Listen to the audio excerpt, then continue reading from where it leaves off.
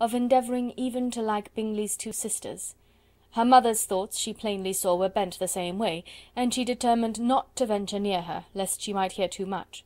When they sat down to supper, therefore, she considered it a most unlucky perverseness which placed them within one of each other, and deeply was she vexed to find that her mother was talking to that one person, Lady Lucas, freely, openly, and of nothing else but her expectation that Jane would soon be married to Mr. Bingley.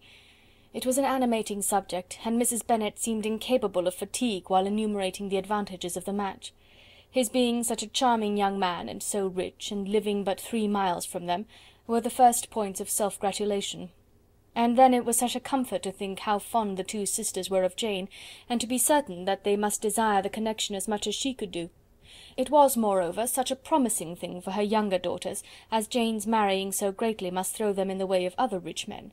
And lastly, it was so pleasant at her time of life to be able to consign her single daughters to the care of their sister, that she might not be obliged to go into company more than she liked. It was necessary to make this circumstance a matter of pleasure, because on such occasions it is the etiquette, but no one was less likely than Mrs. Bennet to find comfort in staying home at any period of her life. She concluded with many good wishes that Lady Lucas might soon be equally fortunate, though evidently and triumphantly believing there was no chance of it. In vain did Elizabeth endeavour to check the rapidity of her mother's words, or persuade her to describe her felicity in a less audible whisper, for to her inexpressible vexation she could perceive that the chief of it was overheard by Mr. Darcy, who sat opposite to them. Her mother only scolded her for being nonsensical. "What is Mr. Darcy to me, pray, that I should be afraid of him? I am sure we owe him no such particular civility as to be obliged to say nothing he may not like to hear." "For heaven's sake, madam, speak lower. What advantage can it be for you to offend Mr. Darcy? You will never recommend yourself to his friend by so doing." Nothing that she could say, however, had any influence. Her mother would talk of her views in the same intelligible tone. Elizabeth blushed and blushed again with shame and vexation.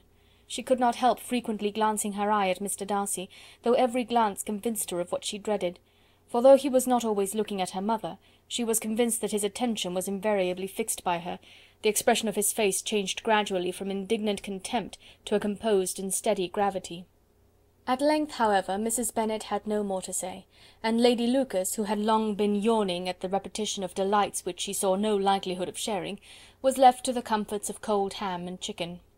Elizabeth now began to revive. But not long was the interval of tranquillity, for when supper was over, singing was talked of, and she had the mortification of seeing Mary, after very little entreaty, preparing to oblige the company. By many significant looks and silent entreaties did she endeavour to prevent such a proof of complaisance, but in vain. Mary would not understand them.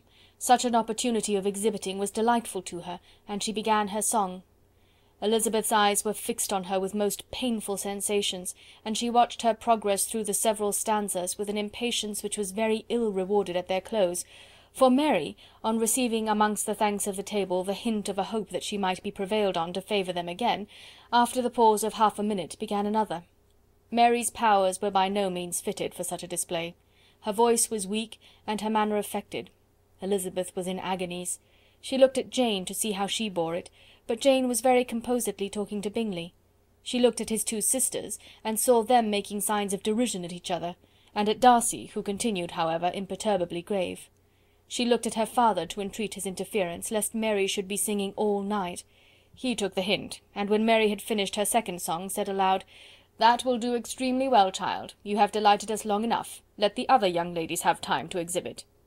Mary, though pretending not to hear, was somewhat disconcerted, and Elizabeth, sorry for her, and sorry for her father's speech, was afraid her anxiety had done no good. Others of the party were now applied to. "If I," said Mr. Collins, "were so fortunate as to be able to sing, I should have great pleasure, I am sure, in obliging the company with an air, for I consider music as a very innocent diversion, and perfectly compatible with the profession of a clergyman. I do not mean, however, to assert that we can be justified in devoting too much of our time to music, for there are certainly other things to be attended to. The rector of a parish has much to do. In the first place, he must make such an agreement for tithes as may be beneficial to himself, and not offensive to his patron. He must write his own sermons, and the time that remains will not be too much for his parish duties, and the care and improvement of his dwelling, which he cannot be excused from making as comfortable as possible. and I do not think it of light importance that he should have attentive and conciliatory manner towards everybody, especially towards those to whom he owes his preferment. I cannot acquit him of that duty, nor could I think well of the man who should omit an occasion of testifying his respect towards anybody connected with the family." And with a bow to Mr. Darcy he concluded his speech, which had been spoken so loud as to be heard by half the room. Many stared, many smiled, but no one looked more amused than Mr. Bennet himself, while his wife seriously commended Mr. Collins for having spoken so sensibly, and observed in a half whisper to Lady Lucas that he was a remarkably clever, good kind of young man. To Elizabeth it appeared that, had her family made an agreement to expose themselves as much as they could during the evening, it would have been impossible for them to play their parts with more spirit or finer success, and happy did she think it for Bingley and her sister that some of the exhibition had escaped his notice, and that his feelings were not of a sort to be much distressed by the folly which he must have witnessed.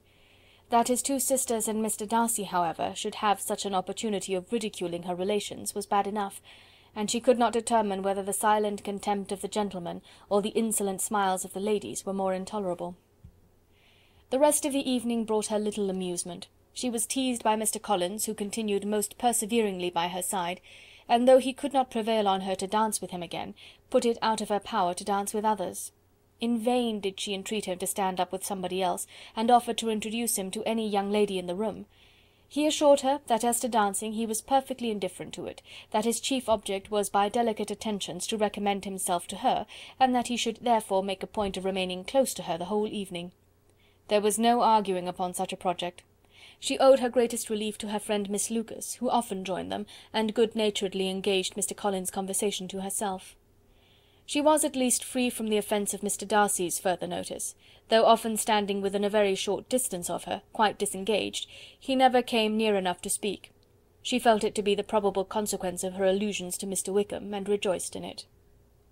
The Longbourn party were the last of all the company to depart, and by a manoeuvre of Mrs. Bennet had to wait for their carriage a quarter of an hour after everybody else was gone, which gave them time to see how heartily they were wished away by some of the family. Mrs. Hurst and her sister scarcely opened their mouths except to complain of fatigue, and were evidently impatient to have the house to themselves.